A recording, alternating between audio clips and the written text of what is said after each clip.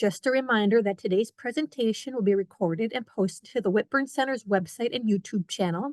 We ask that you please keep your mics on mute. We'll have time for questions and answers at the end of the presentation. My name is Lisa Lewis, and I'm the Administrative Manager in the Whitburn Center for Governance and Policy Research. But before we get started, let me tell you a little bit about the Whitburn Center. The Whitburn Center was established in the fall of 2021 through a generous donation from our founding benefactor, UW alumni Jerry Whitburn. Our mission is to conduct nonpartisan, practical, applied research focused on evaluating and improving governance, professional management, and public policy in Wisconsin and beyond. Our vision is to build local government, nonprofit, and community capacity to promote the common good. To do this work, it requires bringing people together in spaces like this one to work together to share knowledge and equip public professionals with tools and resources to better understand the dynamic topic areas surrounding Wisconsin's public sector. And now I'll pass things along to Dr. Sam Larson, who will introduce today's speaker.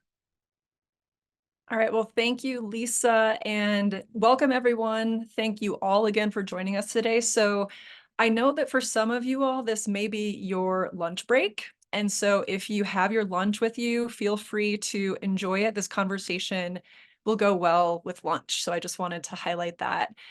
My name is Sam Larson. As Lisa mentioned, I'm the research director for the Whitburn Center, and I'm also an associate professor in our Master of Public Administration program here at UWO.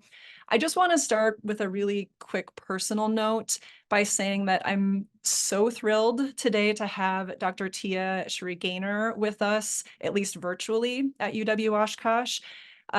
Going back to 2015, I've been thinking about how I first met Tia as a graduate student at the American Society for Public Administration conference in Chicago. And I believe, Tia, you were an assistant professor at that time. And I have just over the last 9 or so years been in complete awe of her work. Tia is a leading scholar in our field that has pushed all of us forward in all of the ways that I think have been needed. And at least I feel very lucky to be in a space with her today. And with that, I'll be a little more formal and let you all know about Tia more professionally. So Dr. Tia Cherie Gaynor is an associate professor in leadership and management at the Hubert H. Humphrey School of Public Affairs at the University of Minnesota. Prior to joining the UMN faculty, Dr. Gaynor was an associate professor of political science and founding director of the Center for Truth, Racial Healing, and Transformation at the University of Cincinnati. Tia is a community-engaged scholar immersed in equity and inclusion. Her work explores the intersection of social justice, local government, and identity. More specifically, focusing on the ways identity-based narratives, negative social constructions, and decision-making lead to inequitable outcomes for people of color, those who identify as LGBTQIA, and people at the intersections of these and other identities.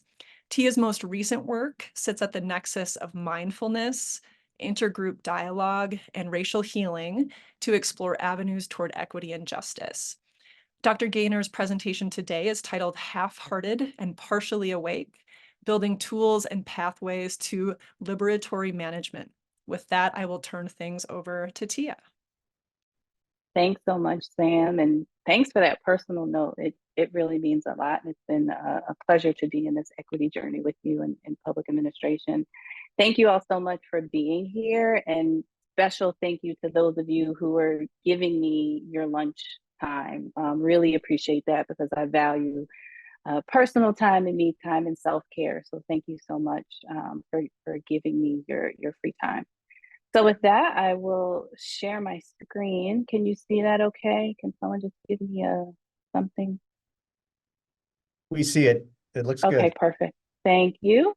So as Sam mentioned, the title of my talk today is Half-Hearted and Partially Awake, Building Tools and Pathways to Liberatory Management. Liberatory management is a framework that I have been thinking about for a really, really long time. And this is actually the first time that I have publicly spoken about it. So really excited to be sharing this. Also appreciate any feedback. And so I like to start my presentations by just sharing a little bit about me because my positionality is really central to what I do. I use she, her pronouns. I identify as a cisgender woman. I also identify as Black and queer. I am married to a Black woman academic. Broadly speaking, my work connects to social justice in one way or another. And as Sam mentioned in my bio, I do community partnered research. So I really work towards centering and taking the direction of people who are directly impacted by systems of oppression in my work and following their lead.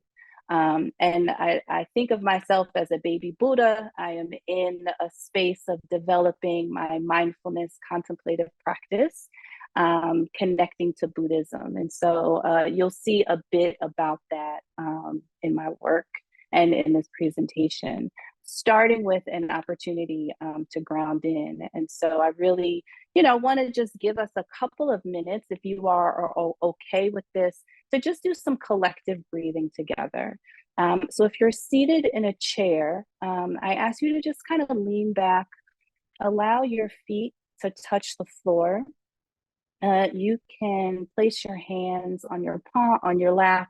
If you want to place your hands on a table or something in front of you, but just sit comfortably in your seat. If you're sitting in a chair, if you're on the ground, you can do this laying down. You can do it sitting on the floor, resting your back up against something that gives you some stability, and just allowing yourself to just settle in. So feeling the weight of your body on the parts that are touching the chair. And if you feel comfortable, I invite you to close your eyes. If you don't feel comfortable closing your eyes, I ask that you just lower your gaze, looking past your nose so that anything going around you can't distract you. And just feel the weight of your body settling into your chair. Feel the way in which the bottom of your feet are connecting to the earth underneath you if you're sitting in a seat. If you're laying, feel the way in which the points of your body that are connecting to the earth underneath you. And then think of yourself really rooting down into the earth, rooting down into what you're sitting into or what you're laying. And now let's take a slow inhale in through your nose and a slow exhale out through your mouth, feeling your weight. Maybe your shoulders drop a little bit, releasing some tension on that exhale. Let's do another slow inhale in through your nose. Feel the air pass through your nostrils. Feel it go down your throat. And exhale. Feel the air leaving your mouth, releasing more tension. Maybe you're relaxing the corners of your eyes, the corners of your lips. Maybe you feel yourself sinking down, getting further and further rooted into what's connecting you to the earth. And let's take one more inhale in through your nose. Maybe you want to set an intention on this breath. How will you arrive into this space? Will you be present? Will you look for new information? Will you be open to new information? And finally, letting go through your breath any more tension that your body might be holding, allowing you to connect, moving from what you were doing before, bringing yourself into this moment. And when you're ready, you can open your eyes.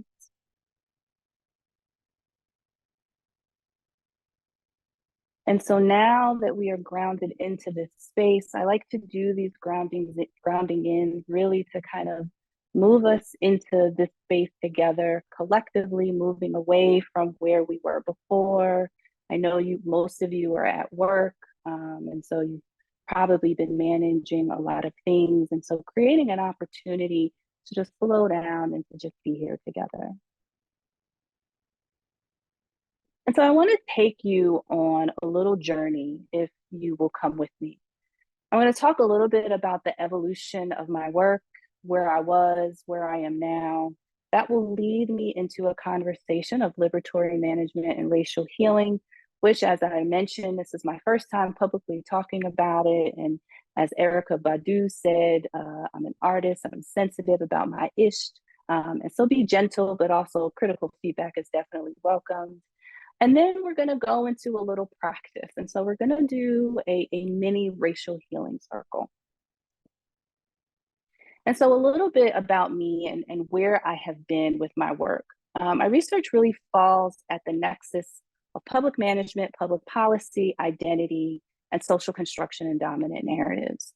And so really thinking about the ways in which negative social constructions and dominant narratives associated with identity play out in inequitable ways in public management and public policy.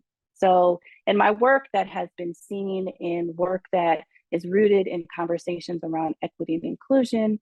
I've done work that connects the criminal legal system, particularly looking at state-sanctioned violence and police-civilian interactions. And then this new area of research for me is what I'm calling liberatory management. It's what we'll spend the most of our time together talking about and experiencing. And so as I think about equity and inclusion in my work, I've done research that looks at the experiences that trans women of color have had when interacting and seeking out social welfare benefits. I've done work around the disproportionate impact of COVID-19.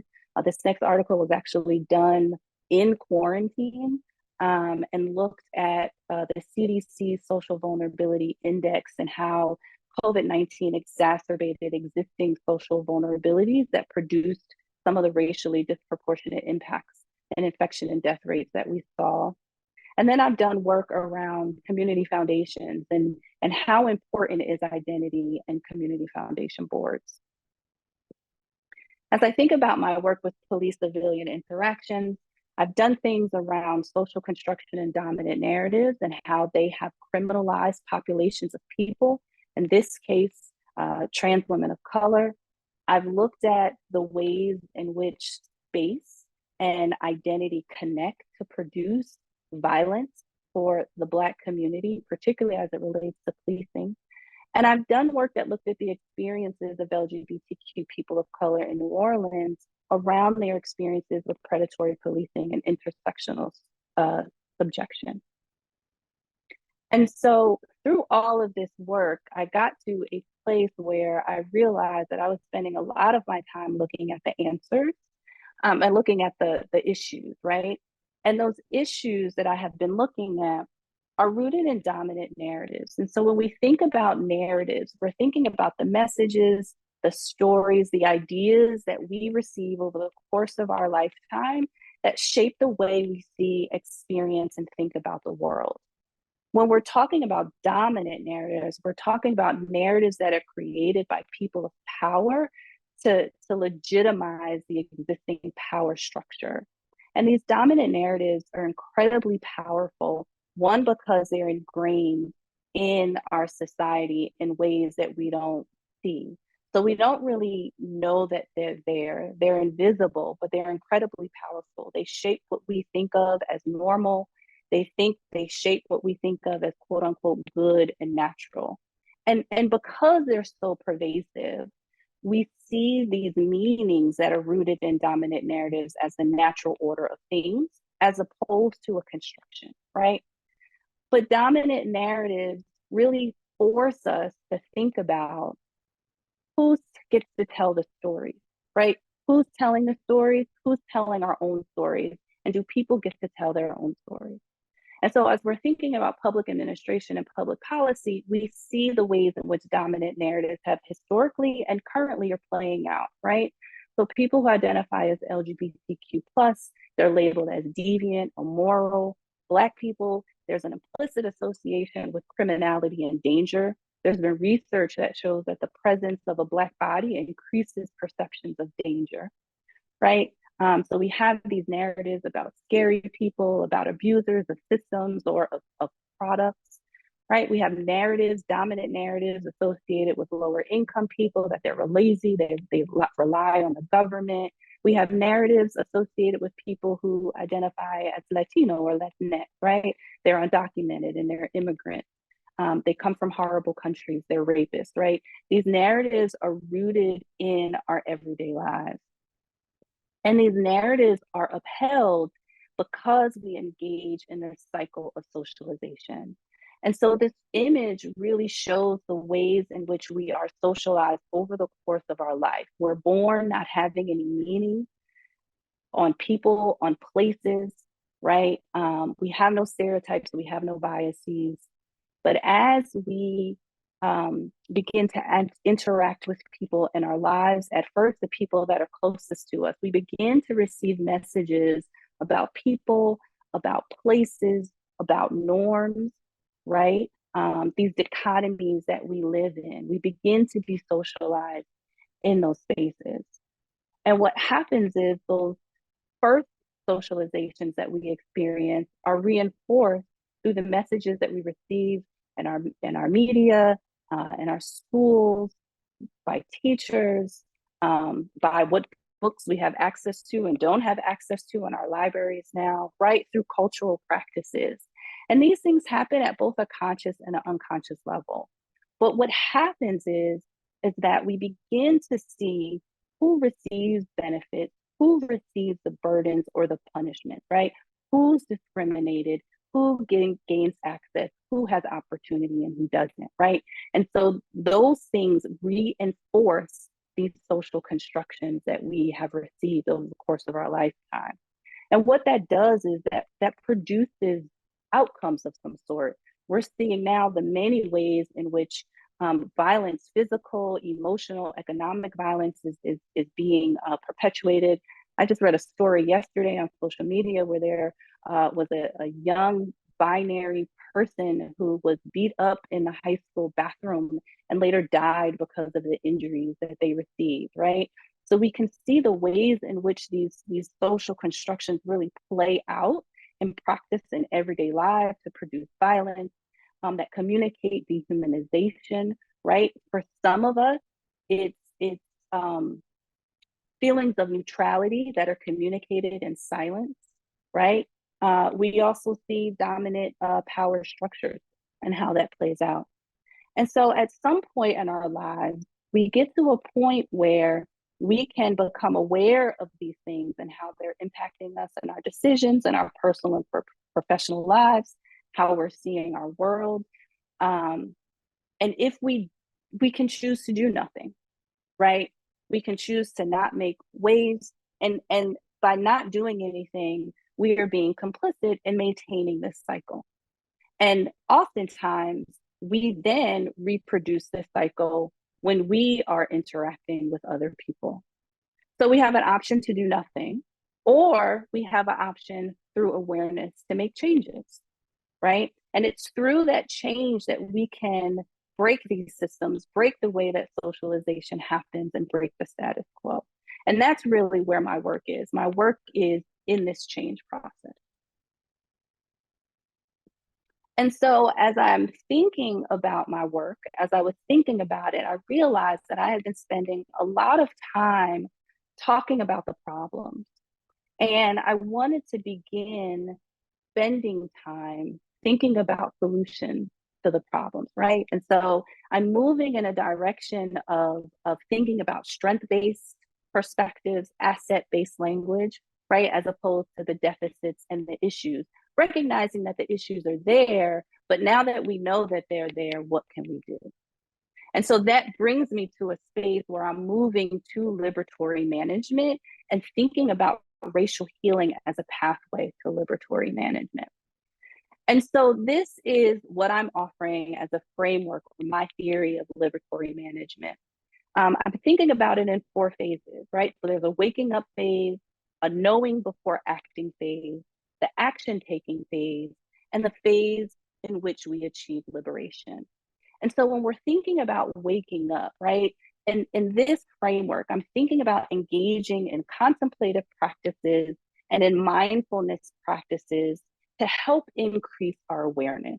So if we're thinking about mindfulness, we're talking about paying attention to the things that happen in our everyday lives and paying attention on purpose, not judging the things that happen, but witnessing the things that happen, and perhaps meeting those things with curiosity and a willingness to just hold what arises, right, when we are being mindful. So not necessarily fixing anything in the moment, but paying attention to the things that are happening. And through this attention paying, I'm arguing that that increases our level of awareness, right? That illuminates us to a number of different things. It increases our awareness of ourselves. It allows us to connect to other people. It allows us to be more aware of our own humanity and the humanity of others. And perhaps most importantly, this awareness helps us understand what we don't know, right? And we don't know what we don't know. But through this awareness process, we begin to see where we have gaps in our knowledge, where institutionalized injustice is occurring, how the status quo is impacting communities and which communities it's being impacted, right? And so we're beginning to move away from an opaque way of seeing, where we're not seeing a full and clear picture, but we're becoming connected and becoming more aware, right? And I'm arguing that this can be done through the truth telling and relationship building process, right? And so mindfulness can help build truth telling. It can connect us to different lived experiences. It can connect us to our own lived experience around shared humanity.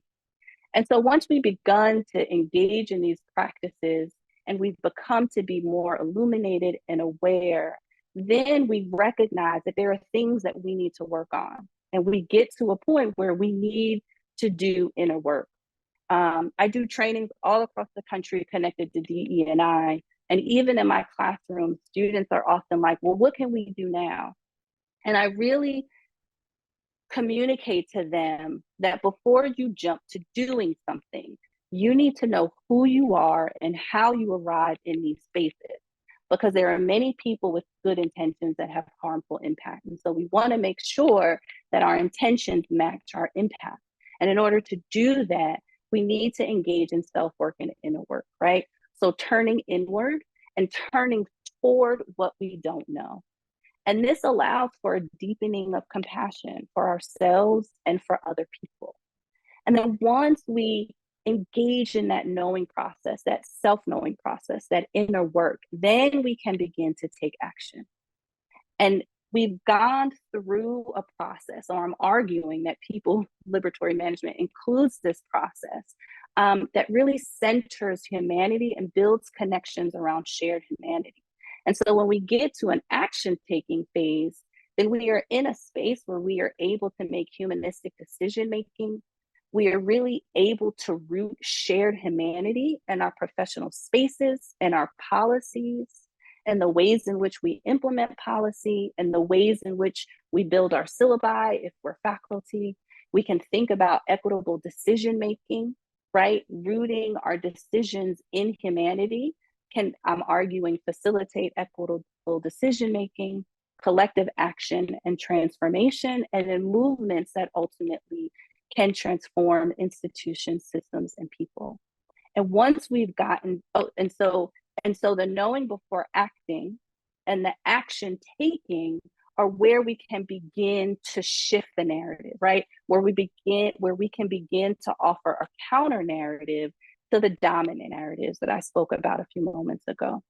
And so once we engage in this process, once we begin to take action, then we can move towards liberation, right? Personal, institutional, communal liberation. And this is where we're liberating people, we're liberating communities, policies, and institutions, right? To finally achieve justice in some sense. And that's where we can begin to see change, right? At various different levels, the individual, institutional, and systemic level. And so this is a framework that I'm working on. I'm developing it. I'm looking forward to testing this. I have many, many ideas about testing this. And so this is kind of how I'm thinking we can engage in. And this is really rooted in an idea on my part that what we've been doing isn't working. We have been operating in a way that isn't working. So let's try something else to see if we can facilitate different outcomes. And so thinking about liberatory management and using racial healing as a pathway to get to liberatory management, I'm thinking about it as a way to reroute the paths that connect what we hear and how we make meaning of a particular thing, right? Particularly if we're hearing these dominant narratives, so that we are engaging and we are rooting in narratives that do not maintain the status quo, thus producing inequitable and unjust outcomes. Thinking about how do we create an infrastructure that allows this rerouting to be centralized, sustainable, and rerouting, right? Be powerful. We have many examples of the ways in which dominant narratives play out in public policy and administration. I have a couple here. This doesn't even include the more than 700 divisive concepts bills that have been introduced in the country that determine what can and cannot be talked about in public state-funded spaces. But it's important to really think about liberatory management as a way to facilitate narrative change through building shared humanity so that we can shift the ways in which narratives shape public policy and decision-making and thus impact the lives of communities or lives of people in communities. And so I've been talking a lot about racial healing, recognizing that I haven't offered a definition for what that is, and so wanting to do that here. When I'm talking about racial healing, I'm talking about restoring to wholeness, right? So this could be communities, it could be people, it could be a collective to repair the damage. The United States have a history of racial discrimination. The United States was founded on racial dichotomy, right? And using race to justify the institution of slavery, right? And I want to be very clear in thinking about racial healing and not reconciliation. Dr. Gail Christopher created the Truth, Racial Healing, and Transformation Framework. And one of the things that she articulates is that the United States is not in a space of reconciliation because as a nation, we have never acknowledged the historical harms that have happened. And so we can't reconcile without this acknowledgement. So we must first begin a healing process and healing from the impact of this mythical racial hierarchy that we have in the United States. So really thinking about how do we identify ways that address the societal, political, racial divides that we have, while also recognizing that there hasn't been a formal acknowledgement. So this is a need to really think about healing individuals and communities. I don't see healing of systems, and the reason why I don't see healing of systems, but more so systems transformation, is because I believe the systems operate and are working in the way in which they were designed. And so we need to think about new ways and new systems that operate and are designed in ways that produce more equitable and inclusive and just outcomes. And so essentially what this work is asking is, what if in the academy, when we were teaching and we were training people to go out in the field, we centered missing voices. We centered voices that have been marginalized by systems of oppression, right? We create spaces where we are facilitating an inclusive understanding of the fields that we are teaching. What if in the academy we challenge, and this I know is like really big in the academy, which is very mind-centered, but what if we moved into a space where we are thinking beyond a mind-body dichotomy, right? What if we challenge that and think about the mind and body together? And how might that produce different outcomes? And what if we integrate learnings and practices that strengthen ways in which we can connect to one another through our shared humanity, right? And thinking against individualism and thinking more with a collective framework. And in the field, what if we centered humanity in all of our work? I mean, when we think about the things that are going on, when we think about language that are used for some people in some spaces, We can hear the lack of humanity in the terminology that we use, right? If we're calling people who are incarcerated felons, that language removes their humanity, right? What if we centered humanity in our work and our decision making and the policies in our organizations and the ways that we implement public policy, right? Can we have different outcomes? And that's what liberatory management is arguing. And so now I want to take some time and practice and see what this is like, right? So I'm arguing that racial healing is a pathway for liberatory management. And I want to do many racial healing circles with you all. So we're going to put you in pairs and you're going to have 2 prompts. We'll do 1 prompt at a time. Each person will speak for 2.5 minutes. The person speaking is speaking. They're telling their response to the prompt, which I will share in a moment. The person that's listening is not responding, right? So this isn't a conversation. You can provide some nonverbal cues so that the person knows that you're with them and that you're listening, but you're not providing verbal responses. So you're really just sitting and listening actively to really hear what the other person is saying. We'll give each person 2.5 minutes each to speak. I'll send a message. I'll broadcast the message when you know to switch. And then we'll do a short debrief after each prompt.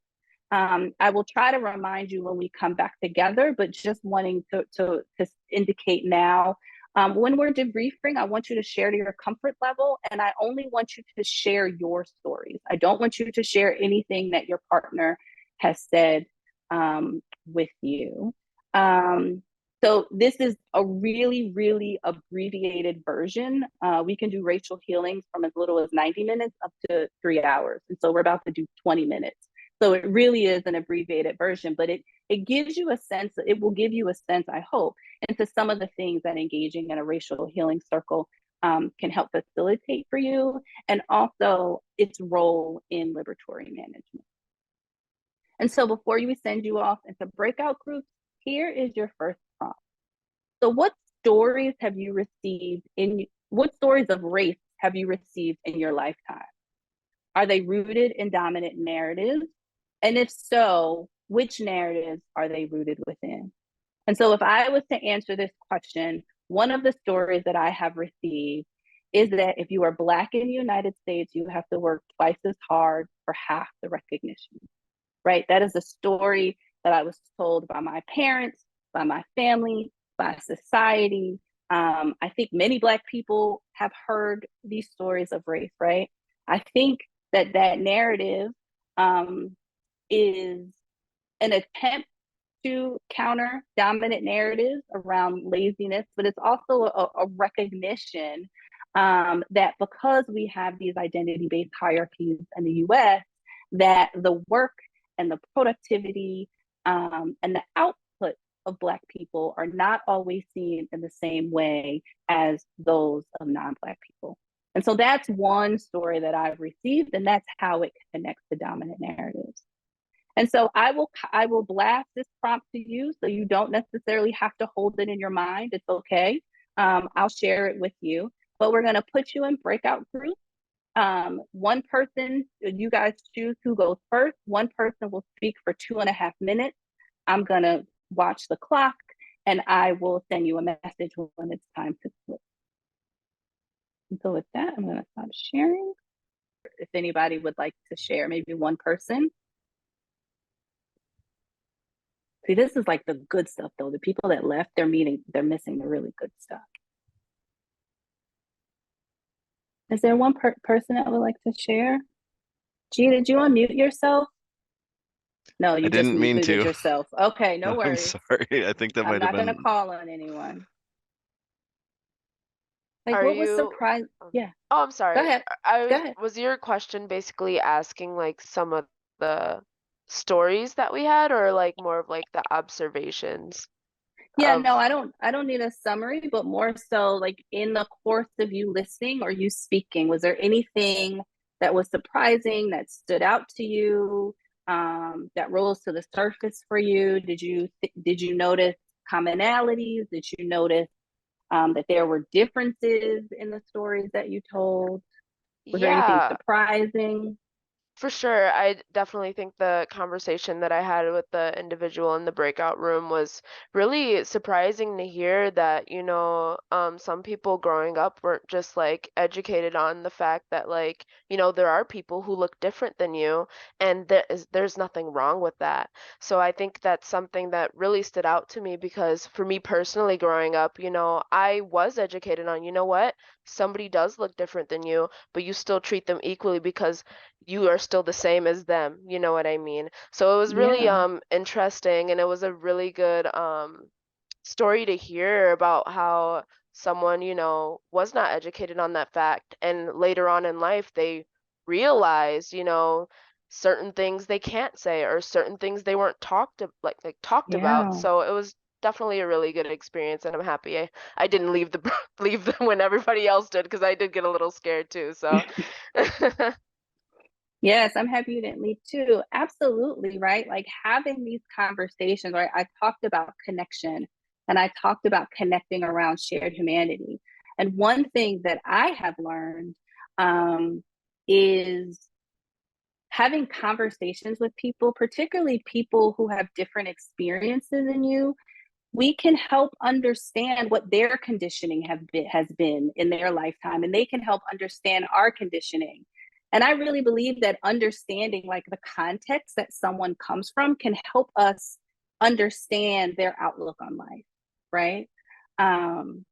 So yeah, absolutely. So I have another prompt. I also recognize we only have 15 minutes left, and I do want to leave time for Q&A. And so, Sam, should I skip this second prompt? Should we just try it and give folks like half the time, like a minute each, or is that not enough? I mean, I don't know. We can do it. You guys got to be brief though with your stories. So, all right. So just really quickly, let me share so we can see this next prompt. So the second prompt is share a personal or professional experience where you witnessed racial injustice. So this could have been something that you've seen or something that you've personally experienced. Were you intentional about naming and challenging the injustice? And also talk a little bit about why in your 1 minute you responded the way that you did. So why you responded if you challenged, or if you didn't challenge, why didn't you challenge? And we're gonna send you back and we'll see you in 3 minutes. 2 minutes. Welcome back. So we're not going to debrief now. We can include some debrief in the Q&A, recognizing the time, and also want to be mindful of your time. So I'm just going to go back and start sharing my screen again, just to kind of wrap it up a little bit. I hate Zoom in these boxes when I'm trying to share my screen. Okay. So as we're thinking about racial healing circles, right, they really can support a waking up, right, and the knowing before acting phases of the liberatory management framework. There are opportunities for truth telling with people who share similar experiences and for people who have very different experiences for us. They provide an opportunity to build connections with ourselves and other people. Like we talked about before, right? It helps us understand the context in which people are coming. It helps us understand what they're bringing into these conversations and into the work, which can help us understand why decisions are being made the way that they're being made, right? And so building connections around our own and other people's humanities and connecting to lived experience of other people, because I believe that the lived experience is a part of truth, right? My truth is my lived experience, and it's important to understand that. And so just offering a couple of books as resources, The Inner Work of Racial Justice by Rhonda McGee, I highly, highly recommend. The Sum of Us by Heather McGee, they're not related, talks about how racism, it talks about the economic impacts of racism for people who are directly impacted and for everyone. And then Ruth King talks about in Mindful of Race, really how we can engage and transform racism by transforming ourselves. And so I will leave you with this quote from James Baldwin: "Not everything that is faced can be changed, but nothing can be changed until it's faced." And so really thinking about how we arrive in spaces, and understanding that it's not enough to just think that something is wrong, but we actually have to do something. And living in a space of neutrality is being complicit, and allows the status quo and allows systems of oppression to operate in the way that they have and will continue to operate. And so if we want to disrupt that, we have to do something different. And that's what liberatory management is really working towards doing. And so with that, I will just say thank you. And I'm happy to either debrief in the last racial healing circle about that prompt, or answer any questions that you all might have.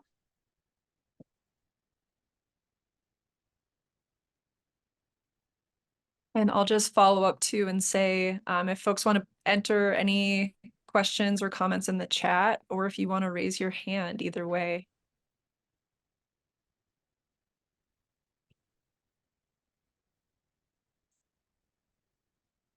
Comments are welcome too. It doesn't have to be a question. Mike Ford, are you giving a thumbs up or a hand? I'm failing to give a hand, but why don't we have Caitlin go, since Okay. she's there. Perfect. Caitlin, go ahead. So I have a question. My group member brought up that the term colored is inappropriate. And so I have a question is like, so I know that I'm using the correct terminology going forward. Like I've heard people of color. Is that more correct, politically correct? Okay. And is it better to say Black, African American? Like what is the best terminology to use so I'm being respectful of people? Yeah, that's a really great question. So it's important to understand the historical context, right, around narratives. And it's also important to understand that narratives evolve, right? And so the term colored was used historically in a very negative way, right? And so we want to make sure that we're aware of the negative connotations that are associated with words. And so that's why we have moved away from that. The term African American is a term that was created by folks in the Black community. So it's more of a term that people have identified for themselves. So I would recommend saying African American or Black. I use the term Black. I identify as Black. I don't identify as African American, and we can have a whole other conversation about what that means. But I feel like you're pretty safe if you use African American or if you use Black. If you want to talk about all brown and Black folks, you can use people of color, and there's a new acronym, BIPOC now, which means Black, Indigenous, and other people of color. That's a term that a lot of people use. So you have to, part of it is also feeling what you're comfortable with saying, right? So you don't want to cause harm with your words, but thinking about all the terms out there that people use to refer to themselves, you can think about within those what you feel comfortable with, and then use that terminology. Thank you. Thanks, Tia. I have just a quick one. Folks are wondering if you would be willing to share your slides from the presentation, if we can. Yeah, I'll make a PDF of them and I can share them with you, Sam. Okay, sounds good. And then I think that next, Alyssa has her hand up. Alyssa, do you want to jump in? Yeah, I was just focusing on what you were saying to like better educate yourself. Are there any like programs on campus or in the area or different like events that groups hold where it would be that you recommend to people go to like better educate themselves? Yeah, I mean, I would recommend connecting to community-based organizations that are doing work that you value and that you want to learn more about, and going to those organizations and saying, I'm here to learn, I'm here to support, how can I support you? And then doing the things that they suggest you do, as opposed to going into the community. A lot of times people, particularly academics, will go into community and be like, we know what's best for you and we're going to tell you what you need, right? And so really going in with curiosity and going in with a beginner's mind and saying, I want to learn, I'm willing to volunteer, I'm willing to support. Here are the skills that I have. Here are the tools that I have. How can you use these tools? And then doing what they ask of you. But I would highly recommend connecting, getting proximate to the issue. I made that suggestion to a student last year, and then he came back to me and he was like, I joined the board of directors. And I'm like, that's not getting proximate to the issue, right? You want to get on the ground and you want to be working with the people in the community. So think about organizations that are doing that community embedded work, and then following their lead on how you can be involved. Okay, perfect. Thank you. And then of course there are like books and articles and all that stuff that you can read. All right, looks like Michelle. You want to go ahead, Michelle? I'm sorry if you answered this in the part that I missed. And I'm going to try and use the most politically correct, proper terms I can use that to describe what I'm thinking of in my head. So I would like to understand the proper way to bring up the dialogue, because I've had the issue, like, so I'm in veteran services and I deal with all types of individuals in all types of situations, right? And I was at a conference once, and we have 11 tribes in the state of Wisconsin. And the tribal nations have different benefits than all of the remaining portion of Wisconsin residents. And the individual that I was going to happened to be a female as well. And I said, can you explain to me some of the differences in the tribal nations and the approach? Because even the approach to a CVSO is different, because a lot of times there's a lack of trust. That's why there's tribal CVSOs. And ultimately, I believe I was just coming off offensive the way I was asking the questions. And I was like, is there a book? Is there something I can read to better understand, to better pose the question? Because I feel like I'm very naive in the way that I'm attempting to ask the question. And I guess things that I would be getting at is, so I do compensation claims. Is this just African American, or is this all diversity and inclusion, this particular training? No, I think this applies to all identities. Okay. Well, so for instance, COVID vaccines were very different for the African American population than they were the white population. You have to take that into account. And you mean willingness to get the COVID vaccine? No, I mean the way that the response rate, like the physical response to the actual vaccine, their physical response was very different. Okay. See, right now I feel like I'm being very offensive. I'm so sorry if You're I'm not coming being off that way. offensive, and it's okay to make mistakes. That's why we're here. So But I would also say, like, African American population has a higher potential correlation to have color blindness or something like that, because I look at the medical side of it, right?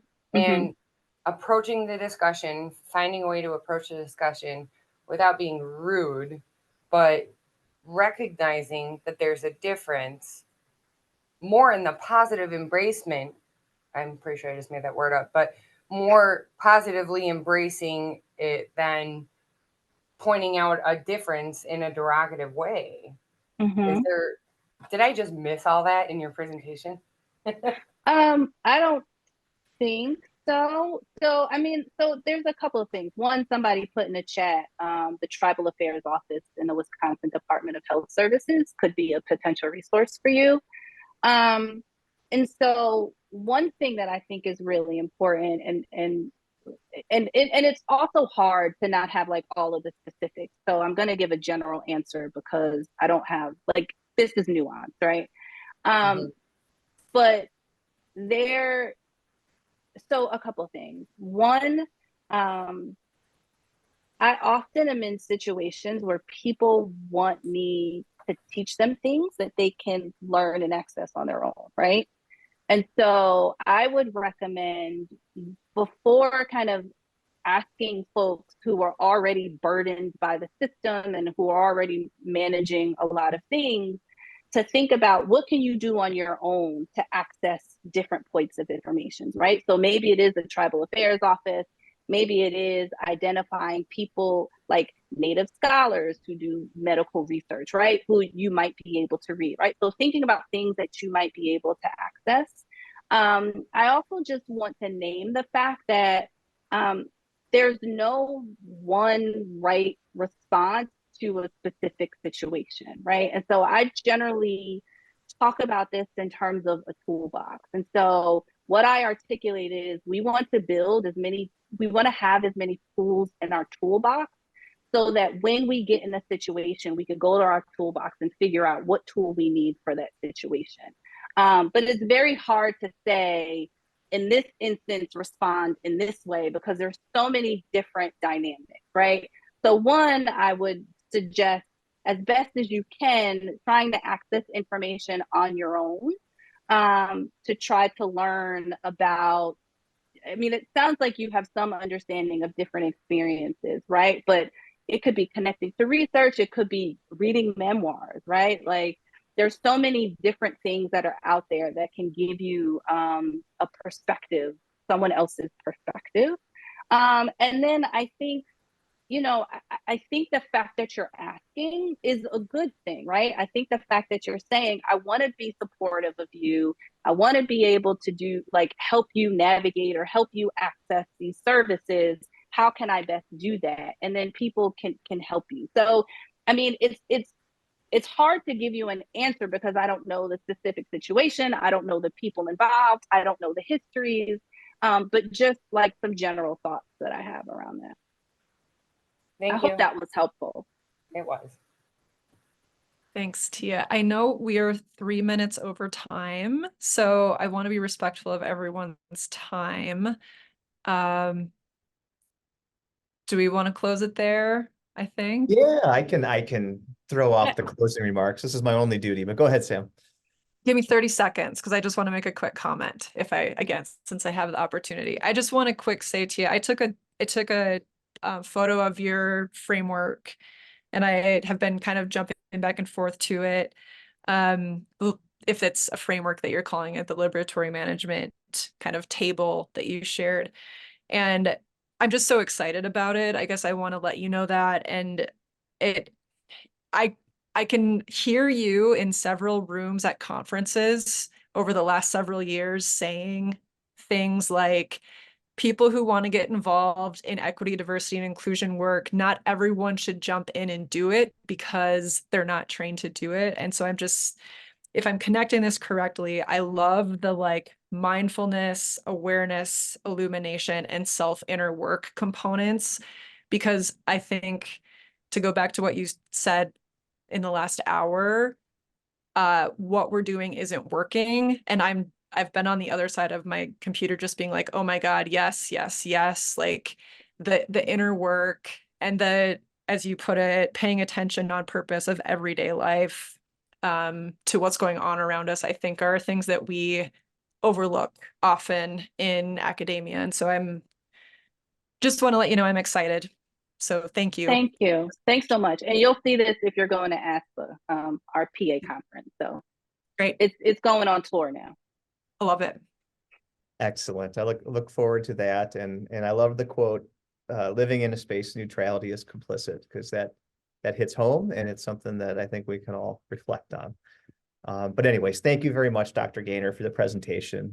Thanks everybody for coming, for challenging us. And if you have any further questions about the Whitburn Center, you can contact us at whitburncenter@uwosh.edu. You can check out our website, same deal. If you want to learn more about the MPA program at UWO, you can always email me as well at fordm@uwosh.edu. We are hoping to have another Whitburn Wednesday event. This is a monthly series on March 13th. Though I got to nail down that speaker. I got a good one in mind, and I just am hoping that the date will work for her.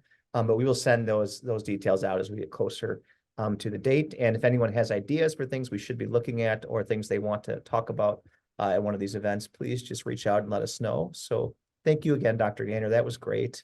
Thanks for the work you do, and have a great rest of your day. Thanks so much for having me. Take care. Thank you, everyone. Thank you.